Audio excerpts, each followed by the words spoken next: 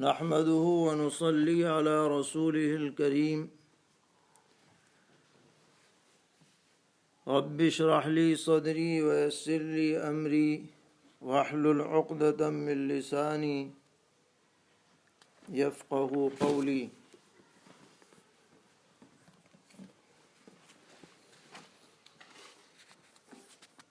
محترم حضرات،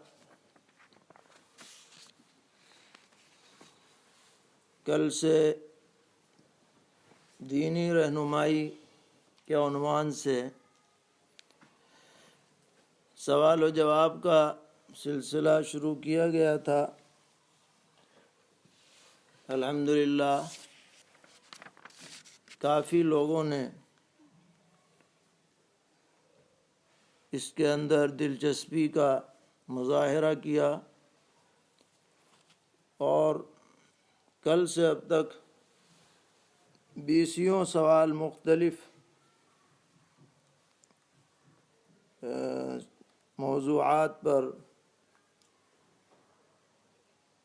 موصول ہوئے. اللہ تعالیٰ سب کو جزائے خیر عطا فرمائے. انہی میں سے کچھ منتخب سوالوں کا جواب اس مجلس میں پیش کیا جا رہا ہے.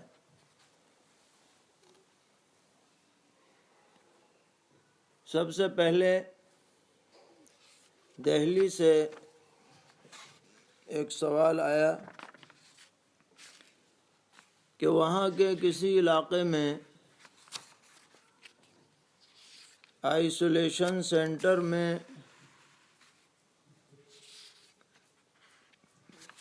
کچھ حضرات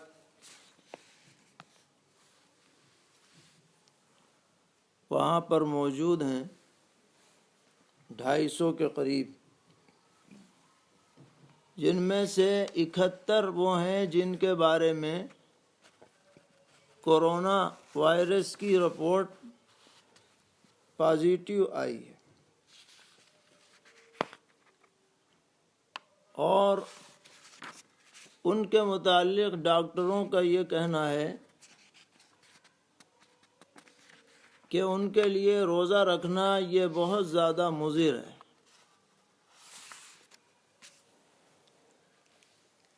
ان کے لیے لازم ہے کہ وہ اپنے حلق کو خشک نہ ہونے دیں، وقفے وقفے سے پانی پیتے رہیں. اگر وہ اس کا خیال نہیں رکھیں گے تو ان کے لیے سخت خطرہ ہو سکتا ہے، کیونکہ یہ ایسا خطرناک مرض ہے کہ اب تک اس کا کوئی باقاعدہ علاج دوا کی شکل میں تجویز نہیں ہو سکا ہے. تو انہوں نے یہ سوال کیا کہ جو اس مرض میں مبتلا ہیں، جن کی رپورٹ پازیٹیو آئی ہوئی ہے، ان کے لیے روزہ رکھنے کا کیا حکم ہے؟ تو جواب عرض یہ ہے کہ ایسے لوگوں کے لیے روزہ نہ رکھنے کی شریعت میں گنجائش ہے. قرآن پاک میں صاف ذکر ہے، فَمَنْ كَانَ مِنْكُمْ مَرِيضًا أَوْ عَلَى سَفَرٍ فَعِدَّةٌ مِّنْ أَيَّامٍ أُخَرَ. جہاں روزے کی فرضیت بیان ہوئی ہے، وہیں پر یہ بھی فرمایا گیا کہ جو آدمی بیمار ہو یا سفر میں ہو تو وہ بعد میں ان روزوں کی قضا کر لے. اس لیے ہم یہی مشورہ دیں گے کہ جو لوگ اس بیماری میں مبتلا ہیں اور ڈاکٹر لوگ یہ کہہ رہے ہیں کہ ان کے لیے روزہ رکھنا نقصان دہ ہے، وہ اس رخصت پر عمل کریں اور روزہ نہ رکھیں تو بہتر ہے، تاکہ ان کی جان محفوظ ہو اور ان کو شفا جلد حاصل ہو. اسی ضمن میں ایک دوسرا مسئلہ یہ سامنے آیا کہ جو لوگ پازیٹیو تھے لیکن اللہ تعالیٰ نے ان کو شفا عطا فرما دی، تو اب جو اس وقت مریض ہیں ان کے علاج کے لیے ان کے پلازما کی ضرورت پڑ رہی ہے. یعنی ان کے خون سے کچھ ذرات نکالے جاتے ہیں اور وہ ذرات کورونا پازیٹیو کے مریضوں کے جسم میں داخل کر دیے جاتے ہیں، جس سے ان کے جسم کی قوت مدافعت بڑھ جاتی ہے اور ان کے لیے شفا کی امید قوی ہو جاتی ہے۔ مگر جو لوگ پلازما دینے والے ہیں، ڈونیٹ کرنے والے ہیں، ان کو پلازما دینے کے لیے لازم ہے کہ 4-5 گھنٹے انہیں مسلسل پانی پینا پڑتا ہے وقفے سے، اس کے بعد ہی انہیں اس مشین پر لٹایا جاتا ہے اور پھر ان کا پلازما نکالا جاتا ہے۔ تو یہاں پر یہ سوال ہوا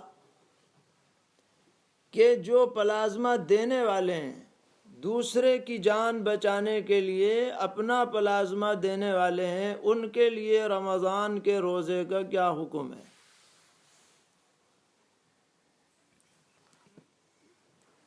تو اس کا جواب یہ ہے کہ اگر اس کے علاوہ متبادل کوئی شکل نہ رہے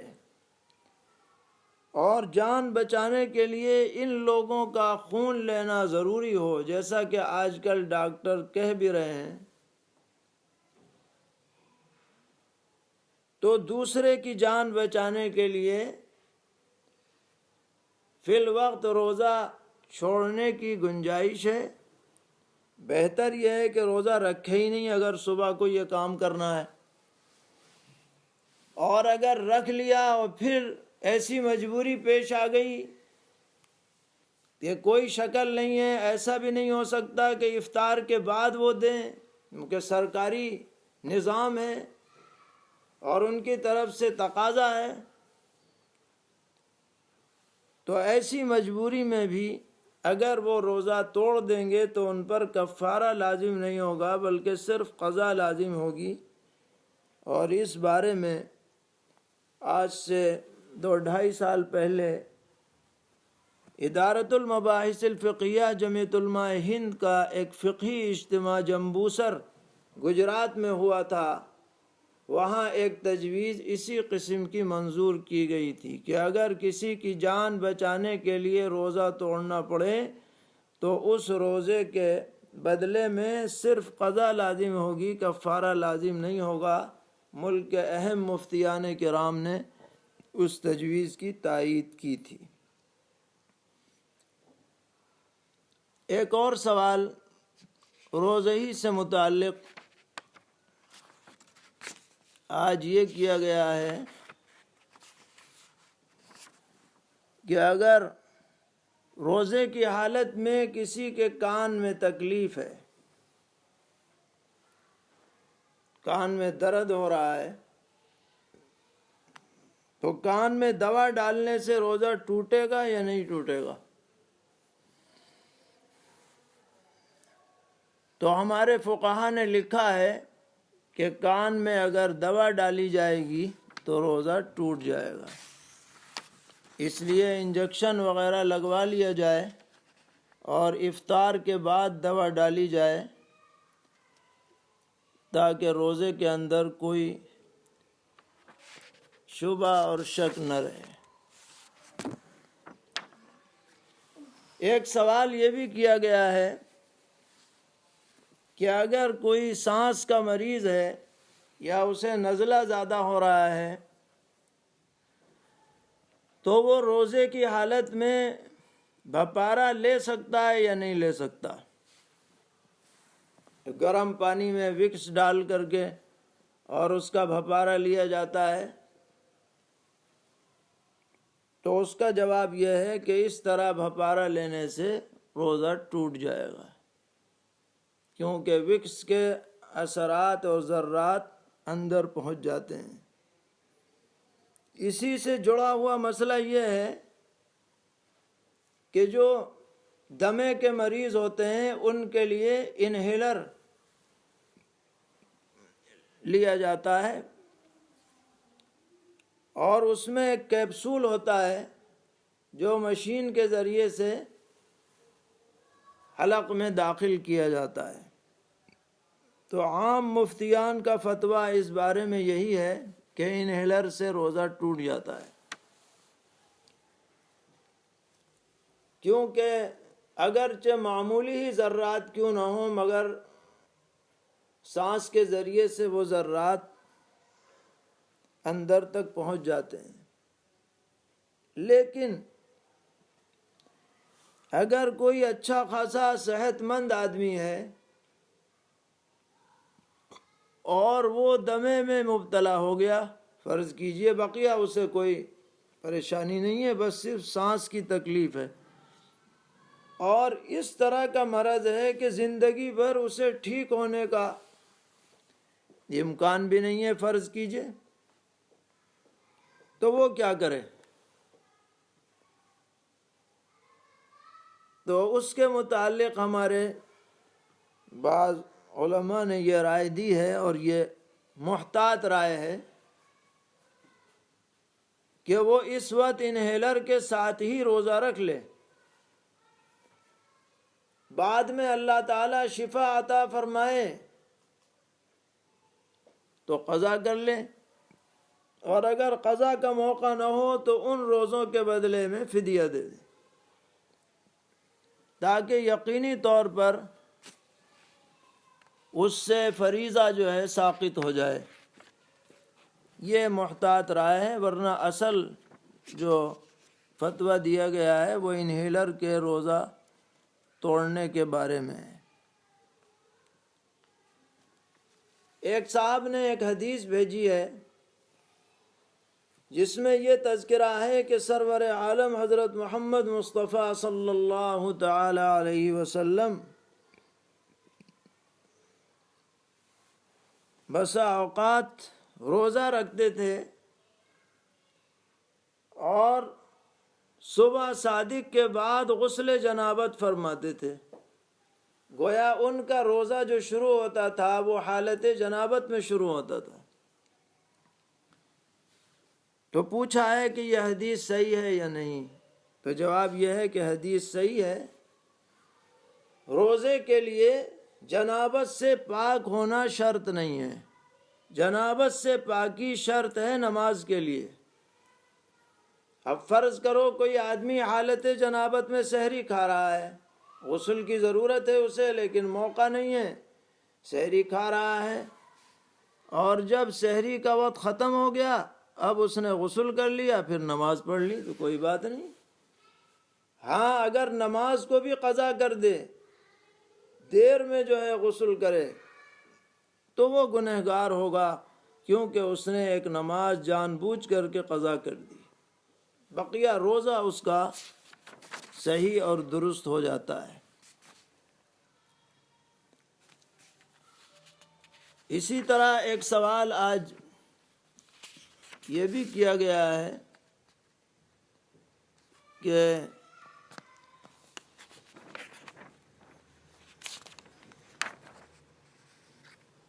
روزے کی حالت میں ٹوتھ برش کرنا کیسا ہے؟ تو اس کا جواب یہ ہے کہ یہ روزے کی حالت میں کرنا سخت مکروہ ہے، اور اگر برش کرتے ہوئے کوئی حصہ حلق کے ذریعے پیٹ میں چلا جائے گا تو روزہ ٹوٹ بھی جائے گا۔ ایک صاحب نے یہ پوچھا ہے کہ رمضان المبارک میں ایصال ثواب کا کیا طریقہ ہے؟ تو جواب یہ ہے کہ ایصال ثواب کا کوئی خاص طریقہ رمضان کے لیے الگ نہیں ہے۔ جیسا ہر زمانے میں آپ کوئی عمل کر کے اور اس کا ثواب کسی بھی مردہ یا زندہ کو پہنچا سکتے ہیں، اسی طرح رمضان میں بھی پہنچا سکتے ہیں، کوئی بات نہیں ہے۔ ایک صاحب نے یہ بھی سوال کیا کہ میری آنکھ دکھنے آ رہی ہے اور بڑی تکلیف ہے آنکھ میں، تو روزے کی حالت میں آنکھ میں دوا ڈال سکتے ہیں یا نہیں؟ تو روزے کی حالت میں آنکھ میں دوا ڈال سکتے ہیں، اس سے روزہ نہیں ٹوٹتا ہے۔ ایک صاحب نے یہ پوچھا ہے کہ رمضان میں بعض لوگ اپنے نابالغ بچوں کو روزہ رکھوا دیتے ہیں اور یہ بچے بسا اوقات دوپہر کے بعد بھوک اور پیاس کی وجہ سے بلبلانے لگتے ہیں اور ان کی حالت غیر ہونے لگتی ہے، تو اگر ماں باپ ان بچوں کا روزہ توڑوا دیں تو کوئی گناہ تو نہیں ہوگا؟ جواب یہ ہے کہ ایسے بچوں کا اولاً تو روزہ نہیں رکھوانا چاہیے جو چھوٹے بچے ہوں، تحمل نہ کر سکیں، اور اگر رکھوا دیا اور ان کی حالت بگڑنے لگی تو ان کا روزہ توڑوانے میں کوئی حرج نہیں ہے، کوئی گناہ وغیرہ لازم نہیں آئے گا۔ ایک صاحب نے ابو ظبی سے سوال کیا ہے کہ آج کل لاک ڈاؤن کی وجہ سے میں گھر میں ہی نماز پڑھا رہا ہوں، تو کبھی ایسا ہوتا ہے کہ فجر کی نماز میں مجھے زور سے پڑھنا چاہیے تھا جہر کے ساتھ، یاد نہیں رہا، اور سورہ فاتحہ پڑھ کر یاد آیا کہ اوہو مجھے تو زور سے پڑھنا تھا، اور وہ سرن پڑھ لی، پھر دہرائی، تو پھر کیا کیا جائے؟ تو ایسی صورت میں جبکہ جہری نماز ہو اور امامت کر رہا ہو آدمی تو اس کے اوپر جہر واجب ہوتا ہے۔ اگر جہر کو چھوڑ دیا اور سرن پڑھا تو اس کی وجہ سے سجدہ سہو لازم ہے، بعد میں سجدہ سہو کیا جائے تو نماز درست ہوگی۔ سجدہ سہو نہیں کیا تو وقت کے اندر اندر دہرانا زیادہ مؤکد ہے، اور وقت کے بعد بھی دہرا لیں تو اچھی بات ہے۔ انہوں نے یہ بھی سوال کیا ہے کہ میں اگرچہ یہاں رہتا ہوں لیکن میں اپنی زکوٰۃ ہندوستان میں ادا کرتا ہوں، لیکن جن لوگوں تک میری زکوٰۃ کا پیسہ پہنچتا ہے مجھے ان کے بارے میں پوری تحقیق نہیں ہے۔ کوئی کہہ دیتا ہے کہ ان کو دے دیا جائے تو میں دے دیتا ہوں، تو میری زکوٰۃ ادا ہوئی یا نہیں؟ تو اس کا جواب یہ ہے کہ اگر آپ کو گمان غالب ہو کہ جن صاحب نے آپ کو کہا ہے کہ فلاں مستحق ہے اور اس کو آپ دے رہے ہیں یہ زکوٰۃ کا پیسہ، تو انشاءاللہ آپ کی زکوٰۃ ادا ہو جائے گی، کوئی فکر کرنے کی بات نہیں ہے۔ ایک صاحب نے یہ پوچھا کہ اگر کسی کو کھانسی کے ساتھ بے اختیار ایسی قے ہو جائے جس میں بلغم کے ساتھ جمع ہوا خون ہو اور منہ بھر کر کے نکلے، تو روزہ ٹوٹے گا یا نہیں ٹوٹے گا؟ تو جو خود بخود قے ہوتی ہے، چاہے وہ بلغمی قے ہو، چاہے کھانے کی قے ہو، چاہے خون کی قے ہو، جو خود بخود ہوتی ہے اور اس کو دوبارہ نہ نگلا جائے، منہ بھر کے ہو اور دوبارہ نہ نگلا جائے بلکہ سب باہر کر دی جائے، تو اس سے روزہ نہیں ٹوٹتا ہے۔ ہاں اگر جان بوجھ کر کے قے ہوگی اور وہ منہ بھر کے ہوگی یا تھوڑی سی لے کر کے پھر اندر کر لی جائے گی تو روزہ ٹوٹے گا، لیکن خود بخود جو نکلتی ہے اس سے روزہ نہیں ٹوٹتا ہے۔ یہ چند سوالات تھے جن کو اس وقت پیش کیا گیا ہے۔ ایک سوال رہ گیا اور رمضان سے متعلق پوچھا ہے کہ سحری کا وقت جو جنتری میں لکھا رہتا ہے، اگر کوئی شخص اس وقت کے ختم ہونے کے 5 منٹ کے بعد تک کھاتا رہے تو اس کا روزہ ہوگا یا نہیں؟ تو اس بارے میں یہ سمجھنا چاہیے کہ عام طور پر جو شہروں کی جنتریاں چھپی ہوئی ہیں اور چل رہی ہیں، رائج ہیں، کوشش تو یہی کرنی چاہیے کہ ان جنتریوں میں جو ختم سحری کا وقت لکھا ہوا ہے اس سے پہلے پہلے سحری ختم کر دی جائے، اس کے بعد تک کھانا پینا جاری نہ رکھا جائے۔ لیکن تجربے سے یہ بات معلوم ہوئی کہ جو وقت ختم سحری کا جنتریوں میں لکھا گیا ہے یہ کریکٹ وقت نہیں ہے بلکہ احتیاطی وقت ہے۔ اسی لیے ان جنتریوں میں نیچے ایک نوٹ لکھا رہتا ہے کہ جو ختم سحری کا وقت ہے اذان فجر اس کے 6-7 منٹ کے بعد دی جائے، کہیں 10 منٹ کے بعد دی جائے۔ اور آج کل موبائلوں کے اندر کمپیوٹر کے ذریعے سے ساری دنیا کے ہر جگہ کا نمازوں کا وقت، ختم سحری کا وقت، افطار کا وقت یہ بالکل عام ہو گیا ہے۔ اور فنی اعتبار سے اور تجرباتی اعتبار سے اس کا جو وقت ہے جو اسلامک فنڈر وغیرہ میں ہے یہ بالکل